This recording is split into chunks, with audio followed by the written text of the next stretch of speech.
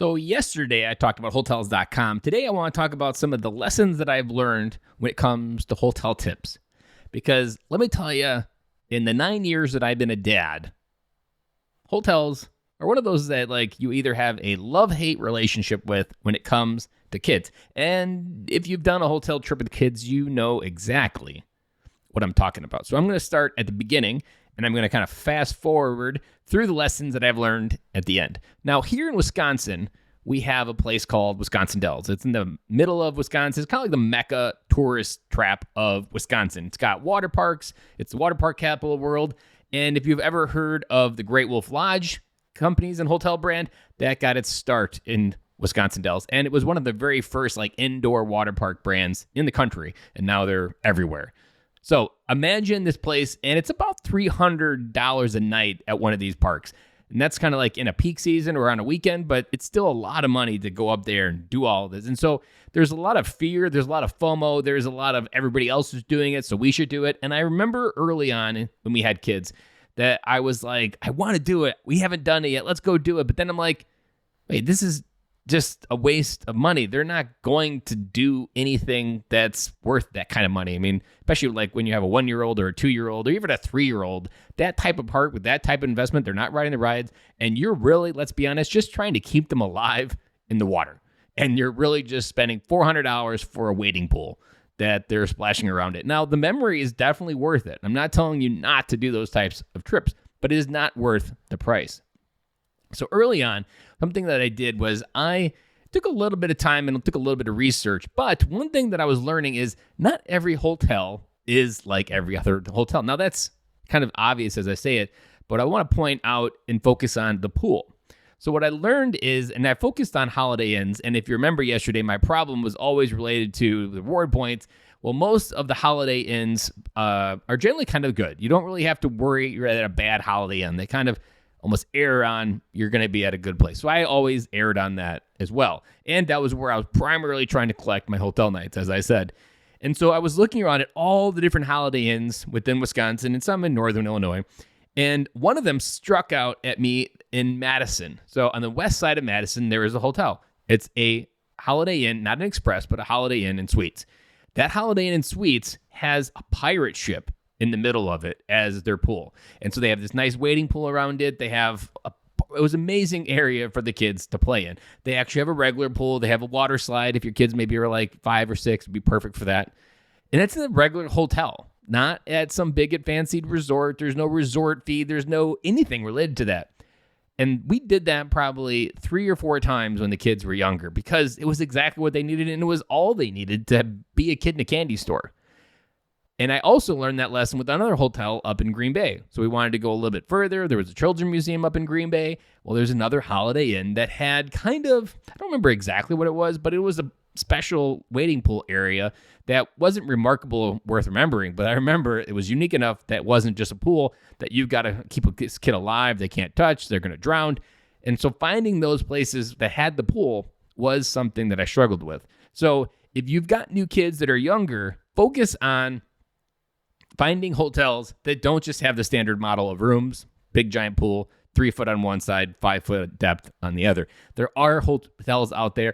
And it also, depending on where it's at, you would also be able to create a road trip out of it. And it's not a long road trip. Maybe 1 hour or 2 hours is generally really all you need when your kids are younger. Anything more than that, you're just kind of pulling your hair out. So it creates an opportunity to get away from the house, creates an opportunity to do something fun. And also, I would also lean back and say you don't actually have to travel for this to really work. Another lesson that I learned was something that my wife does is she gets together with the girls from school that she works with. And in those moments, it can kind of create kind of the girls kind of maybe get loud, but then the kids still need to go to bed and the house still has to have some normalcy to it. And just a few weeks ago, to bring this full story, is I was actually accused of daddying the girls because I was like, hey guys, you got to keep it quiet because there's kids sleeping upstairs. And one of the girls was like, I think I was just dadded. So random side story there. But the idea here is that first time it happened, I actually just said, you know what? We're just going to book a hotel here locally in town. And so there was an American that was, if you've ever been in the Midwest, there's a popular kind of dome style hotel system where there's rooms around the outside and there's a big giant skylight in the middle and there's a nice pool open area in the middle. And the kids were old enough that they could touch. My youngest, I believe, was still not able to touch, but the first two, definitely, the oldest two can definitely touch. And so it wasn't as like dangerous for me to be there by myself with the three kids. But it was a great time. I went there and literally it was 10 minutes from our house. They enjoyed the pool. We got Domino's delivered. And it wasn't that bad of an experience, even though I was by myself in the rooms and trying to deal with everything. It was just as anything else would be, but it happened right in my backyard. And so remembering that you don't actually have to go far away to sometimes bring the joy of a pool and a hotel to kids and think like, you know what, maybe we should just stay local and just be a little bit different, but still enjoy it. Because the kids will have no idea. And it's just our own kind of stories in our head that prevent us from really doing anything that's related to what we're doing or what we want to do or what we think could be done. A couple things that I've learned since then, as the kids get older, it gets more complicated trying to keep them to sleep. Because we've got three kids, hotels only have 2 beds generally, and we try to find hotels with a 3rd couch, but we still always have, my youngest daughter still doesn't always have a place to sleep in. My oldest daughter and my youngest daughter don't like fully sharing the same bed yet, because my youngest daughter is a little bit kind of overly rambunctious, does kind of like got restless leg syndrome, and doesn't sit still, and it always upsets my oldest daughter. So it always creates these weird dynamics that weren't fun, and it wasn't fun in Indiana when it happened again. And it really just reminded me that as I move into this next season, something to almost err on is getting away from the hotels. There's times for hotels, like if you're on a road trip where you're moving from place to place, but if there's a place where I'm going to visit or where I'm actually going to do a vacation in this particular spot, I almost want to switch and err on an Airbnb or a Vrbo type environment because you got the kitchen, you've got beds. You usually, the house is designed with some type of bunk beds for the kids. You have a larger space, you have separate rooms, and you just have more ability to not lose your mind. And honestly, at the end of the day, that's what a success of a trip is sometimes, is I didn't lose my mind or it wasn't as bad as I thought. But as I go through all of these moments, I'm thinking I need to be able to step away from the hotel. The kids still like the pool from the hotel.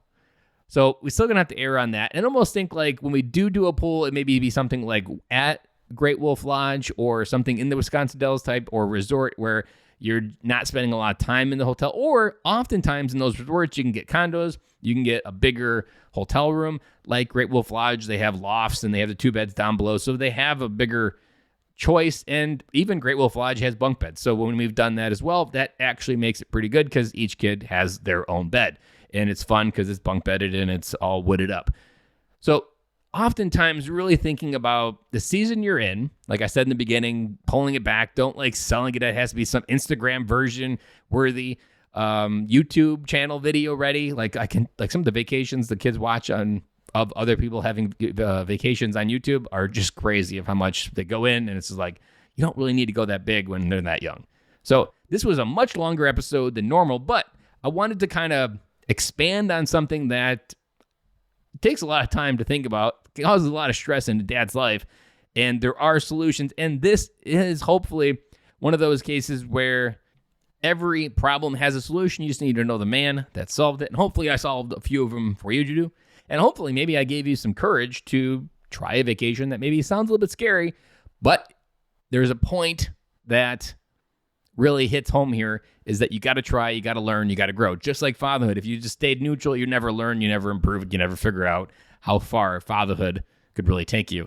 And there's some advice that I'll wrap up here with that comes from my good friend who runs the Ordinary Sherpa podcast and talks about adventure, travel, all these kinds of things on that podcast. Great podcast. She goes into this in 10 times much better than I do. This is only one area. She goes in all the areas of all of these different things.